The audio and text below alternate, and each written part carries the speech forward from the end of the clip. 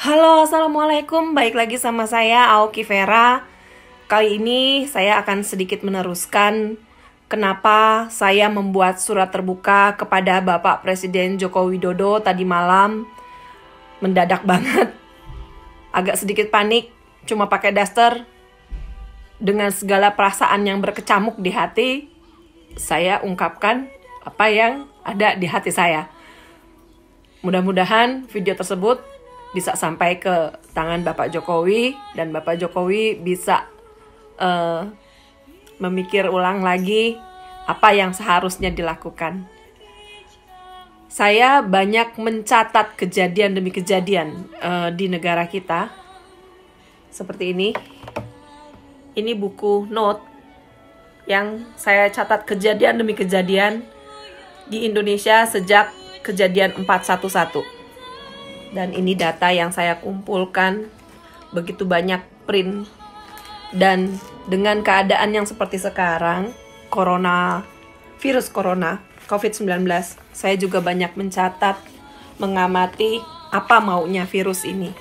Jujur saja, waktu dari awal-awal, kita di sini mengira karena melihat gejalanya sama persis dengan influenza E kata maupun influenza B kata yang biasa kami alami di Jepang, kami mengira penyakit ini tidak akan bisa masuk ke Indonesia dengan suhu Indonesia yang panas.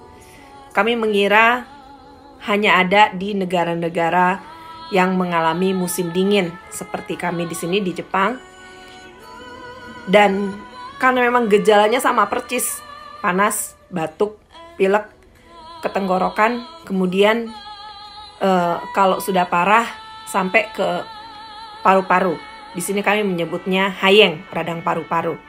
Bahkan kalau sudah lebih parah lagi dia akan naik ke otak. Dan itu penyembuhannya harus diambil dari tulang sumsum. Kalau nggak salah anaknya kawan saya pernah merasakan hal tersebut. Tapi ternyata meleset. Influenza memang hanya untuk di daerah-daerah yang ada musim dingin. Dan sedangkan virus COVID-19 juga menyerang daerah-daerah yang iklim panas seperti di Indonesia.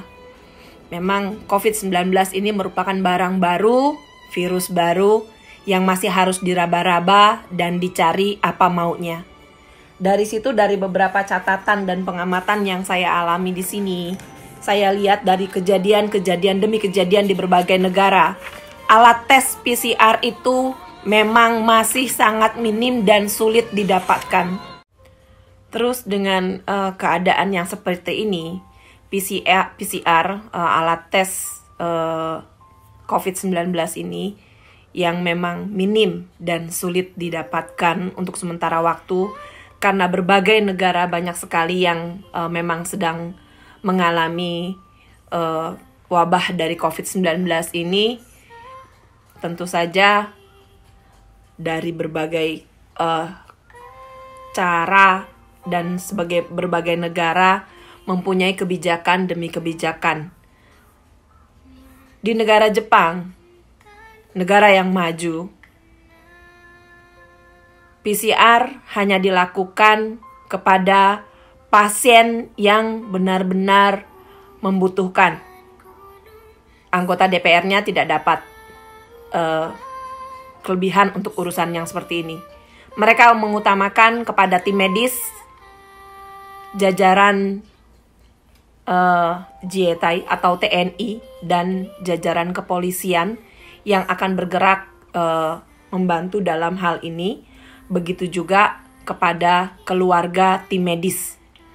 Karena ini yang mereka utamakan, jangan sampai di saat tim medis benar-benar sudah lelah dan perlu waktu beristirahat, mereka pulang ke rumah, orang di rumahnya juga kena.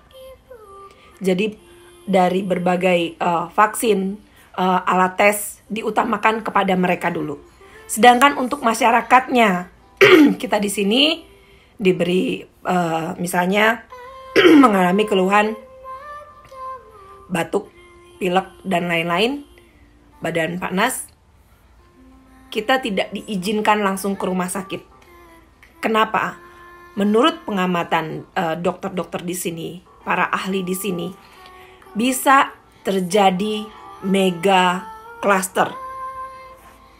Mega cluster atau penyebaran lebih luas lagi. Jadi yang tadinya orang sehat, cuman sekedar batuk pilek biasa, flu biasa, tapi karena takut kena COVID-19, takut kena corona, datang ke rumah sakit, minta diperiksa.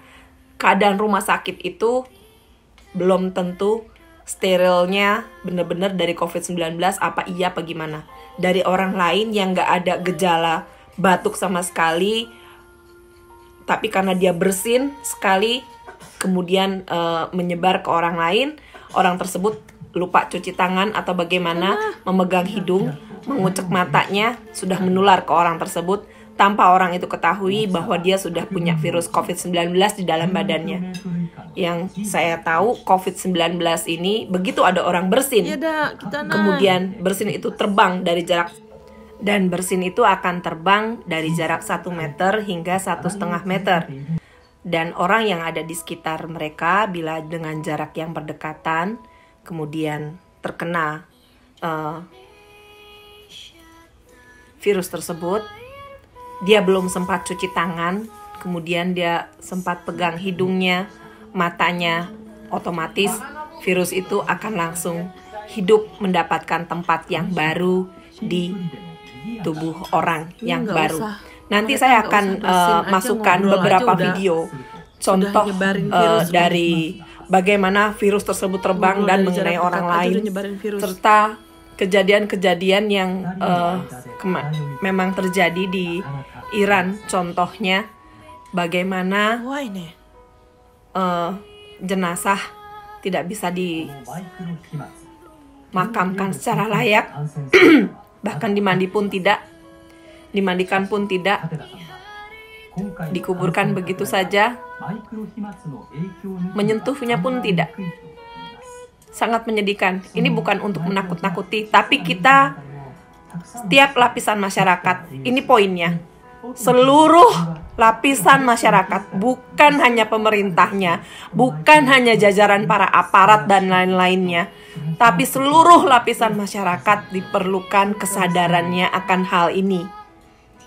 Dan otomatis sebagai pemerintah juga harus memikirkan lagi apa lagi yang harus dibuat lagi untuk membuat semuanya merasa nyaman. Tentu saja untuk nyaman 100% tidak bisa dengan keadaan yang seperti ini. Keluhan demi keluhan dari berbagai UMKM itu sudah nggak aneh. Di berbagai negara pun mengalami hal yang sama. Di Jepang pun para pengusaha restoran, taksi, semuanya ngejerit. Mereka tidak mendapatkan penghasilan dalam beberapa waktu ini. Travel banyak yang tutup. Begitu juga dengan kurs mata uang. Jadi buat kalian yang teriak langsar-lengser, ininya dipakai sedikit. Bukan hanya Indonesia yang sedang mengalami hal ini. Berbagai negara sedang mengalami hal ini. Ayo, kita sama-sama orang Indonesia. Kalau kamu memang orang Indonesia, kalau di sini masih ada rasamu untuk tanah airmu, ajak yang lainnya mengerti. Bukan dengan mengompor-ngompori dengan hal untuk yang membodoh-bodohkan mereka. Kita bergandeng tangan untuk hal ini, untuk tanah air kita. Tanah air kita semua, bukan hanya tanah air saya, bukan hanya tanah air kamu. Tanah air kita semua, warga negara Indonesia. Itu kalau kamu masih merasa sebagai warga negara Indonesia.